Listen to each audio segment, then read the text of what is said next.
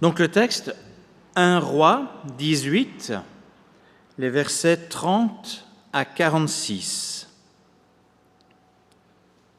Élie dit alors à tout le peuple, « Approchez-vous de moi. » Tout le peuple s'approcha de lui. Élie répara l'autel de l'Éternel qui avait été démoli. Il prit 12 pierres d'après le nombre des tribus issues des fils de Jacob, l'homme auquel l'Éternel avait dit « Tu t'appelleras Israël ». Avec ces pierres, il reconstruisit un autel au nom de l'Éternel. Il fit autour de l'autel un fossé pouvant contenir une 15aine de litres. Il arrangea le bois, coupa le taureau en morceaux et le plaça sur le bois. Puis il dit, « Remplissez d'eau 4 cruches et versez-les sur l'holocauste et sur le bois. » Il dit, « Faites-le une deuxième fois. » Et ils le firent une deuxième fois. Il dit, « Faites-le une troisième fois. » Et ils le firent une troisième fois. L'eau coula tout autour de l'autel et l'on remplit aussi d'eau le fossé. Au moment de la présentation de l'offrande, le prophète Élie s'avança et dit, « Éternel, Dieu d'Abraham, d'Isaac et d'Israël, que l'on sache aujourd'hui que c'est toi qui es Dieu en Israël et que moi je suis ton serviteur et que j'ai fait tout cela sur ton ordre. Réponds-moi, Éternel. Réponds-moi afin que ce peuple reconnaisse que c'est toi, Éternel, qui es Dieu, et que c'est toi qui ramènes les cœurs vers toi. » Le feu de l'Éternel tomba alors. Il brûla l'holocauste, le bois, les pierres et la terre, et il avala l'eau qui était dans le fossé. Quand ils virent cela, tous les membres du peuple tombèrent le visage contre terre et dirent, « C'est l'Éternel qui est notre Dieu, c'est l'Éternel qui est Dieu. » « Emparez-vous des prophètes de Baal, dit Élie, qu'aucun d'eux ne puisse s'échapper. » Et ils s'emparèrent d'eux. Élie les fit descendre au bord du torrent du Kison, et il les égorgea. Puis Élie dit à Akab, « Monte manger et boire, car il y a un grondement annonciateur de pluie. » Akab monta manger et boire. Quant à Élie, il monta au sommet du Carmel et, se penchant jusqu'à terre, il mit son visage entre ses genoux. Puis il dit à son serviteur, « Monte, regardez du côté de la mer. » Le serviteur monta, regarda, et il dit, « Il n'y a rien. » Et Élie dit 7 fois, « Retourne-y. » La 7e fois, le serviteur dit, « Voici un petit nuage qui s'élève au-dessus de la mer et qui est de la taille de la paume de la main. » Élie dit, « Monte dire à Akab, attelle ton char et descends, afin que la pluie ne puisse pas te retenir. » En quelques instants, le ciel devint noir de nuages, le vent souffla et il eut une forte pluie. Akab monta sur son char et partit pour Jizréel. La main de l'Éternel reposa sur Élie, qui noua sa ceinture et courut devant Akab jusqu'à l'entrée de Jizréel. Jusqu'ici, la lecture de la parole du Seigneur. C'est une bénédiction encore pour mon mari et pour moi d'être avec vous tous. Et c'est vraiment une joie que de partager à nouveau un texte biblique. Alors un texte biblique qui est bien connu. Et le partage de ce matin, je l'ai appelé la méthode Rio. Alors oui, on est près des vacances, pour certains on y est déjà, mais je ne parle pas de Rio, la ville du carnaval, évidemment. Je voudrais voir une méthode spirituelle. Alors, cette méthode spirituelle, elle se trouve dans ce texte qui est très connu, qui est intitulé généralement « Élie et les prophètes de Baal ». Ce texte qui est connu autant dans l'école du dimanche, le culte des enfants, que pour chacun d'entre nous, et pourtant ce texte qui finalement est méconnu, parce qu'il faut pouvoir lire entre les lignes pour arriver à décoder cette méthode.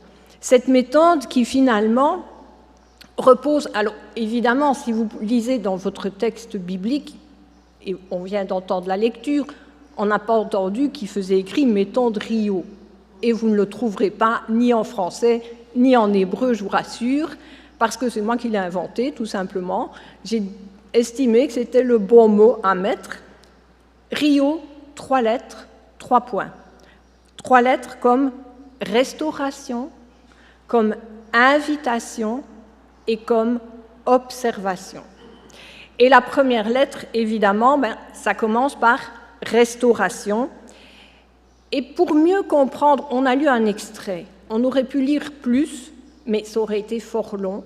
Et donc, pour mieux comprendre ce qui se passe à l'époque, il faut savoir que le pays a été divisé en deux déjà depuis un moment. Il y a le royaume du Nord et le royaume du Sud. L'histoire dont on parle se déroule dans le royaume du Nord, avec comme roi Akab, et le royaume du Sud, à l'époque, a le roi Asa comme roi. Akab, il nous est dit dans le texte biblique que c'est un roi qui a fait ce qui est mal aux yeux de l'Éternel, au point de créer, de construire un autel pour le faux dieu Baal, qui est une divinité cananéenne très répandue à l'époque et que on trouve à différents moments dans le texte biblique. Et ce dieu de Baal est tellement adoré par ce roi Akab qu'il incite le peuple à faire de même. Et ça met Dieu en colère, qui envoie son prophète pour dire, et nous lisons ça dans 1 Roi 17:1, « Yahweh, le Dieu d'Israël, devant qui je me tiens, est vivant. Il n'y aura ces années ici, ni rosée, ni pluie, sinon à ma parole. » Voilà ce que Dieu dit à Élie de dire à Akab, « Puisque tu as désobéi, ça va être la sécheresse. » Pourquoi la sécheresse?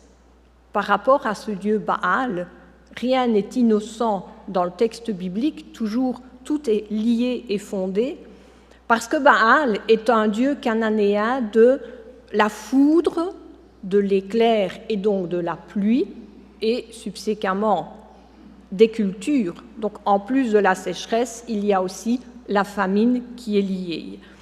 Et donc Dieu veut attirer l'attention et d'Akab, mais du peuple également, pour dire « ce Dieu que vous servez, c'est bien un faux Dieu, puisque c'est le Dieu de la pluie et qu'il ne pleut pas. Et donc il y a un problème. » Ce n'est pas le premier avertissement qui est donné dans le Lévitique déjà. Baal sévissait déjà, et Dieu avait dit, si vous pliez le genou devant ce faux Dieu, eh bien, il n'y aura pas de pluie. Le ciel sera de plomb et la terre sera d'airain. Et c'est cette situation qui se reproduit avec Akab. Élie est envoyé par Yahweh devant ce roi, devant les prophètes de Baal, il nous est dit qu'il y en a 450, et devant le peuple. Il est le seul témoin. Maintenant, on sait qu'il y en a d'autres qui n'ont pas plié les genoux devant Baal quand même. Et la première chose qu'Élie fait, quand il arrive dans cet endroit, sur le Carmel, c'est de dire au peuple, approchez-vous. Approchez-vous de l'autel de Yahweh, de l'autel de Dieu. Cet autel qui, il nous est dit, a été malmené. Et nous voyons que Élie va réparer l'autel, nous dit le texte, en français. En hébreu, c'est juste, la traduction est bonne, réparer est bon. Mais il y a une notion qu'on perd dans la traduction, c'est que la racine utilisée en hébreu a donné aujourd'hui le mot médecin, médecine, médicament. D'accord ? Ce qui veut dire que qu'est-ce que Dieu demande à Élie dans ce qu'il va faire là, c'est de rectifier, de restaurer, de rendre l'autel saint. Or, cet autel, c'est l'endroit où le peuple rencontre Dieu. Et donc, qu'est-ce que Dieu veut faire en premier lieu avec son peuple ? Il veut restaurer la relation avec Dieu, d'où le premier point que j'ai appelé restauration. Dieu veut guérir la relation, la rendre tout à nouveau saine. Et pour ce faire, il choisit 12 pierres qui symbolisent les 12 tribus d'Israël. Et donc, ce message, et quand je parle des 12 tribus d'Israël, c'est le pays unifié, d'accord ? Pas le pays coupé en deux. Ce qui veut dire que le message de la restauration s'adresse évidemment au peuple du nord, au pays d'Israël qui est au nord, mais aussi au pays de Juda qui est au sud, et les deux ensemble reforment l'entité complète d'Israël. Mais à travers le texte biblique, ça s'adresse également à chacun d'entre nous aujourd'hui. Parce que ce matin, l'un de nous, l'un ou l'autre, et finalement, si on analyse honnêtement notre vie, on est tous concernés, on est tous, à un moment donné, dans un passage de notre vie en sécheresse spirituelle, que ce soit dans notre ministère, que ce soit dans notre travail, dans notre couple, dans notre famille, dans notre vie de prière, parce que même là, on peut être en sécheresse spirituelle. Et dès lors, quand c'est ainsi, le ciel semble de plomb et le terrain sur lequel on voudrait voir germer un ministère ou un travail ou une guérison ou quelqu'un qui se convertit, eh bien, ce terrain reste d'airain et rien ne sort. Il est possible que cette situation soit due à une désobéissance, à un péché, comme l'a fait le peuple et Akab. Il est aussi possible que ce soit ce qu'on appellera un dommage collatéral, donc non dû à chacun d'entre nous. Cependant, quelle que soit la situation, le Seigneur, la première chose qu'il fait, il dit « Viens, approche-toi de l'autel, approche-toi de ce lieu où tu me rencontres, que je puisse te guérir, que je puisse restaurer notre connexion, que je puisse et que tu puisses à nouveau être en contact, en relation avec moi. Que cet autel ait été malmené pour quelque raison que ce soit, Dieu a le pouvoir et le vouloir pour le restaurer. Il veut nous rendre à chacun d'entre nous notre identité de fils et de filles du Très-Haut. C'est cette identité que nous avons en Jésus-Christ et qui nous est rappelée dans l'évangile de Jean au chapitre 1 et au verset 12. Mais à tous ceux qui l'ont reçu, il leur a donné le droit d'être enfants de Dieu, savoir à ceux qui croient en son nom. Alors ce matin, la première chose à faire, si nous ressentons une sécheresse spirituelle, quelle qu'elle soit, c'est de venir à l'autel de Dieu, à ce lieu où Dieu me rencontre pour être restauré, pour être guéri, pour que la relation soit à nouveau rétablie. Parce que la suite nous parle d'une invitation. Alors vous allez me dire, ben oui, on vient d'être invité pour s'approcher près de l'autel. C'est une autre invitation. Et pour la comprendre, cette invitation, on revient au texte biblique de base de notre lecture. Élie a restauré l'autel, il a vraiment creusé un fossé tout autour. Alors, selon les estimations, dans la Bible d'Emmanuel, on a parlé de 15 litres. Moi, on estime à 30 litres. Bon, c'est compliqué de savoir exactement les contenants. Donc, voilà, on va faire une fourchette. On sera entre les deux, entre 15 et 30. Donc, vous mettez à peu près 22,5. On doit être bon.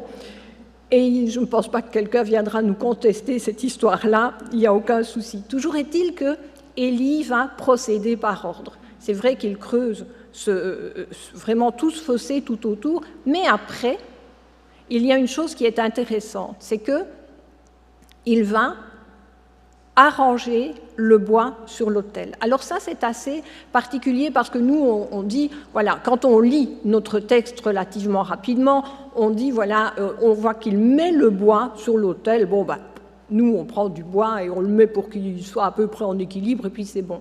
En fait, en hébreu, c'est vraiment la façon de le disposer de manière bien spécifique. Donc, pas du tout de manière aléatoire.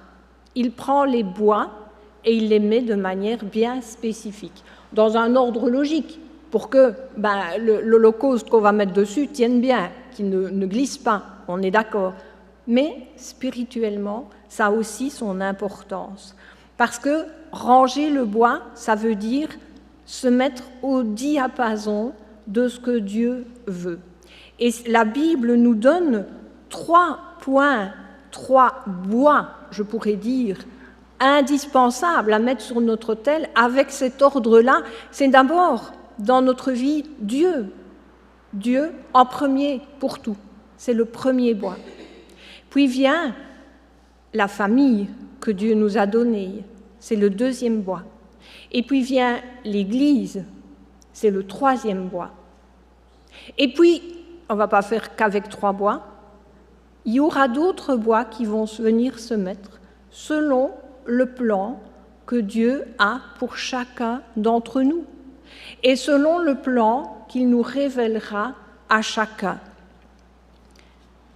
Selon ce que Dieu va nous demander, on arrangera notre bois, parce qu'en le faisant de cette façon-là, quand nous viendrons à notre autel, quand nous viendrons rencontrer Dieu, on ne viendra plus avec notre liste de courses, avec tous les points, Seigneur, je veux, Seigneur, j'ai besoin, Seigneur, fais en sorte que, mais on viendra devant Dieu avec, comme il est dit dans Luc 22, 42, Seigneur, ta volonté, mais pas la mienne. Et à ce moment-là, quand on en arrive à avoir installé ainsi et la restauration de l'autel et le bois bien disposé, on peut offrir un sacrifice. Et dans ce texte, il est question d'abord du sacrifice de l'Holocauste, un sacrifice complet, un sacrifice qui est entièrement brûlé pour Dieu. Et quoi de mieux pour nous que de nous donner entièrement à Dieu comme sacrifice complet. Alors ça ne veut pas dire que, puisque je me donne entièrement à Dieu, je vais partir dans un pays lointain comme missionnaire. Ça ne veut pas dire que si je suis jeune, je vais refuser le mariage pour être entièrement à Dieu. Ça ne veut pas dire non plus que je vais me retirer dans un endroit isolé pour méditer. Ça veut surtout dire que se donner entièrement à Dieu, c'est que tout ce que nous disons, tout ce que nous faisons, soit fait pour et en l'honneur de Dieu, comme il est rappelé dans Colossiens. On est bien Colossiens dans la Bible, pas Colin. Colossiens 3, au verset 17, « Quelque chose que vous faites, en parole ou en œuvre, faites tout au nom du Seigneur Jésus, rendant grâce par lui à Dieu le Père. » Et on n'en est pas encore à l'invitation. Il y a encore un petit peu, avant d'en arriver à l'invitation, on voit qu'Élie demande, maintenant que l'autel est restauré, que le bois est disposé correctement, que l'holocauste est mis, il demande à ses serviteurs d'inonder tout ça d'eau. d'accord? Et l'eau va jusqu'à être dans le fossé qui est tout autour. Tout est inondé d'eau, pardon. Et c'est à ce moment-là que Élie invite. Et c'est à ce moment-là que nous aussi, on va inviter. Et inviter qui, sinon le Saint-Esprit? Que le Saint-Esprit puisse venir inonder pareillement notre vie. Pas rien que dans un domaine, mais dans tous les domaines. Et pour être sûr qu'il puisse inonder tous les domaines, nous aussi, autour de notre autel, nous devons creuser. Creuser parfois même loin, pour voir là où je ne laisse pas la place à Dieu. Là où je garde un petit coin de ma vie pour moi. Et puis, quand on a creusé profond, on peut demander l'onction de l'Esprit, la puissance du Saint-Esprit, l'inondation du Saint-Esprit dans notre vie à tous les niveaux. Et il est bon de désirer une soif qui ne s'arrête pas, inextinguible, de ce Saint-Esprit. Dans Apocalypse, nous lisons au chapitre 21 et au verset 6, « À celui qui a soif, je donnerai de l'eau de la source de la vie gratuitement. » Et Jésus ajoute une promesse dans Jean 7, 38, « De celui qui a soif et qui a reçu, de son sein couleront des fleuves d'eau vive. » C'est à cela que nous devons aspirer. C'est à cette invitation que nous devons vraiment tendre, recevoir la puissance du Saint-Esprit. Nous avons donc parlé de la restauration, restaurer notre connexion avec Dieu, de l'invitation, recevoir cette puissance du Saint-Esprit, cette inondation de l'Esprit. Maintenant, nous en arrivons à l'observation, la troisième lettre de la méthode. On revient de nouveau au verset biblique que nous avons lu tout à l'heure. Au moment où on offre le gâteau, nous dit le texte, alors je vous rassure, ce n'est pas tea time, d'accord? C'est vraiment le moment où un autre sacrifice intervient en même temps que le sacrifice complet qui est l'Holocauste. C'est un sacrifice végétal. J'ai failli vous le dire en hébreu, mais ça ne vous facilitera pas la vie. Donc, c'est le sacrifice végétal. Et quand ce sacrifice est donné, est mis, Élie va prier Dieu. Et il va prier et il va dire, voilà, montre que c'est toi qui es Dieu. Et fais descendre le feu du ciel. Et donc, Élie va vraiment demander que ce feu de Dieu, que cette puissance de Dieu soit là pour que le peuple observe la puissance de Dieu. Et le texte nous dit au verset 37, on l'a lu, mais je vous le relis, « Réponds-moi, Yahweh, réponds-moi, et que ce peuple sache que toi, Yahweh, tu es Dieu, et que tu as ramené leur cœur. » Alors pourquoi est-ce que je vous l'ai relu? Parce que ce texte, ce verset est vraiment très beau. Alors vous allez me dire oui. D'accord? Il est beau. Il est beau en hébreu. Malheureusement, en français, je ne peux pas vous le dire qu'il est aussi beau. Je vais vous l'expliquer. En fait, en hébreu, il y a un jeu de mots dans les racines. Et quand on a la racine où on voit Élie qui creuse tout autour de son autel, d'accord? Eh bien, c'est exactement la même racine qui est utilisée pour ramener ici. Alors, ce n'est pas le fait de creuser qui est important, c'est le fait d'être tout autour. Et en quelque sorte, je pense que ce sont les signes qui font ça, mais je vous laisserai vérifier, parce que je ne suis pas, au niveau zoologie, moi, je ne suis pas super douée, mais je pense que c'est ce que j'ai vu. Quand les cygnes veulent ramener leurs petits, parce qu'il y en a un qui va à droite, l'autre à gauche, avec ses ailes, il arrive à les enserrer et à les ramener dans le chemin. Et en fait, ce texte hébraïque qui nous montre de ramener, que Dieu ramène le peuple, c'est exactement ça. C'est vraiment entourer entouré, mais pas de manière avec des barbelés pour être sûr qu'il ne bouge pas. C'est entouré avec, comme le dit un autre texte, des entrailles d'amour, avec tout l'amour de Dieu pour le ramener dans le droit chemin. Élie demande que la puissance de Dieu soit démontrée pour ramener tout le peuple à son adoration à lui.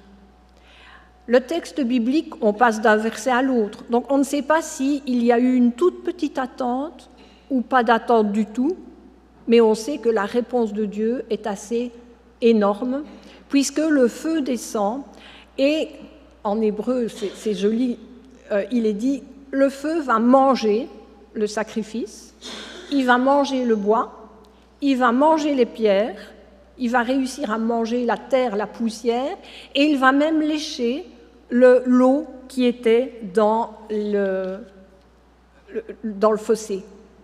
C'est vraiment un super texte, Dieu a répondu.